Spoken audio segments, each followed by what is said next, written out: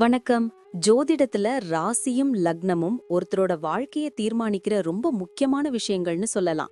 ஒரு ஜாதகத்துல லக்னம்ங்கிறது நம்மளோட உயிரையும், ராசிங்கிறது உடலையும் குறிக்கும். ஆமாங்க. நம்ம பிறக்கறப்ப கிழக்கு திசையில எந்த ராசி தெரியுதோ அதுதான் நம்மளோட லக்னம். இது 2 மணி நேரத்துக்கு ஒரு தடவை மாறும். அதனால ஒரு நாளைக்கு 12 லக்னங்கள் மாறி மாறி வரும். அதனால தான் லக்னம் ரொம்ப துல்லியமான தகவல்களை கொடுக்குன்னு சொல்றாங்க. சரியா சொன்னீங்க.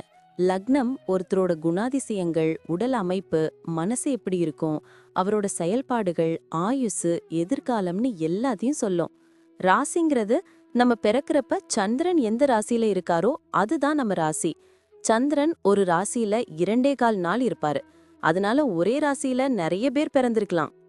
சந்திரன் மனசுக்கு அதிபதின்னு சொல்றதால ராசி நம்மளோட மனநிலை, எண்ணங்கள், உணர்வுகளை பத்தி சொல்லும். தினமும் பார்க்குற ராசி பலன் கூட இந்த சந்திர ராசியை வச்சு தான் சொல்லுவாங்க. ஜோதிட ரீதியா பார்த்தா லக்னம் தான் ஒருத்தரோட முழு வாழ்க்கையும் தீர்மானிக்கிற முக்கிய காரணி. ஆமாங்க.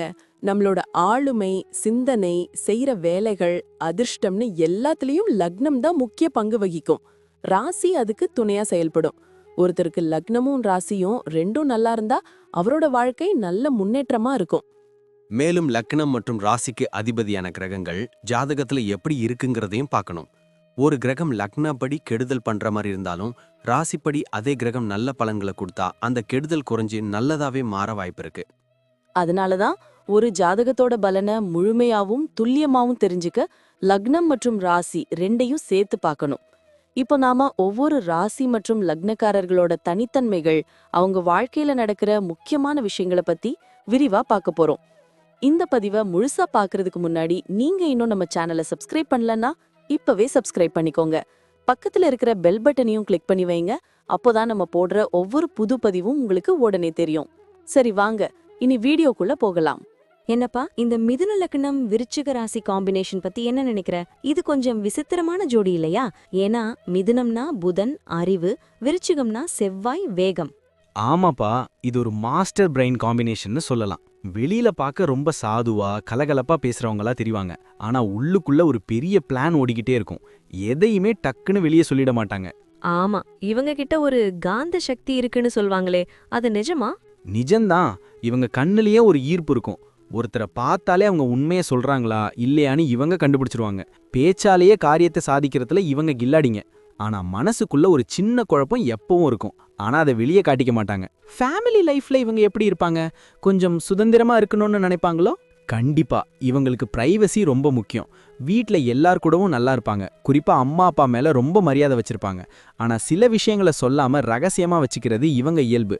இதனாலேயே சில நேரம் கணவன் மனைவிக்குள்ள சின்ன சின்ன சண்டைகள் வரலாம். ஆனா குடும்பத்துக்கு ஒரு கஷ்டம்னா இவங்க தான் முன்னாடி வந்து நிப்பாங்க. பிசினஸ் இல்லனா வேலையில இவங்க எப்படி? புத்திசாலித்தனம் அதிகமா இருக்குமே. அதுல இவங்களை அடிச்சிக்க முடியாது. கம்யூனிகேஷன், கமிஷன் பிஸ்னஸ் இல்லனா இந்த ஐடி, போலீஸ், இன்வெஸ்டிகேஷன் மாதிரி ஃபீல்டில் இவங்க தான் டாப்ல இருப்பாங்க. இவங்களுக்கு ஒரு ரகசியத்தை எப்படி பாதுகாக்கணும்னு நல்லா தெரியும். இவங்க அடுத்த ஸ்டெப்பு என்ன எடுப்பாங்கன்னு கூட இருக்கிறவங்களாலே கண்டுபிடிக்க முடியாது. பண விஷயத்துல எப்படி? மிதுனம்னா கொஞ்சம் செலவு பண்ணுவாங்களே. ஆமா, இவங்களுக்கு புது புது டெக்னாலஜி மேல ஒரு கண்ணு இருக்கும். லேட்டஸ்ட் மொபைல், கேஜெட்ஸ் வாங்குறதுல இவங்களுக்கு அலாதி பிரியம். ஆடம்பரமா வாழணும்னு நினைப்பாங்க. ஆனாலும் இவங்களுக்கு ரகசிய முதலீடுகள் மூலமா இல்லனா பரம்பரை சொத்து மூலமா எப்படியும் பணம் வந்து சேர்ந்துரும். ஆனா மத்தவங்களுக்கு கடன் கொடுக்கும்போது மட்டும் கொஞ்சம் உஷாரா இருக்கணும். ஆரோக்கியத்துல எதுவும் ஸ்பெஷலா கவனிக்கணுமா? இவங்களுக்கு தூக்கமின்மை பிரச்சனை வர வாய்ப்பு இருக்கு. ஏன்னா மூளை எப்பவும் எதையாவது யோசிச்சுட்டே இருக்கும். அப்புறம் நரம்பு சம்பந்தப்பட்ட பிரச்சனைகள், தோல் அலர்ஜி வரலாம். கோபம் வரும்போது உடல் சூடு அதிகமாகும். அதனால நிறைய தண்ணி குடிக்கணும். தியானம் பண்றது இவங்களுக்கு ரொம்ப நல்லது. இவங்க குழந்தைங்களுக்கு எப்படிப்பட்ட பேரண்டா இருப்பாங்க? குழந்தைங்க கிட்ட ஒரு ஃப்ரெண்ட்லியான அப்பாவாவோ இல்ல அம்மாவாவோ இருப்பாங்க.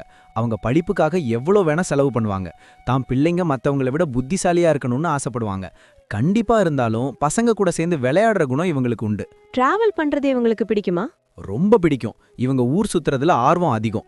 ஆனா ஜாலியா போறதை விட போற இடத்துல ஏதாவது புதுசா கத்துக்கணும்னு நினைப்பாங்க. மலைப்பகுதிகளுக்கு போறது இவங்களுக்கு ரொம்ப பிடிக்கும்.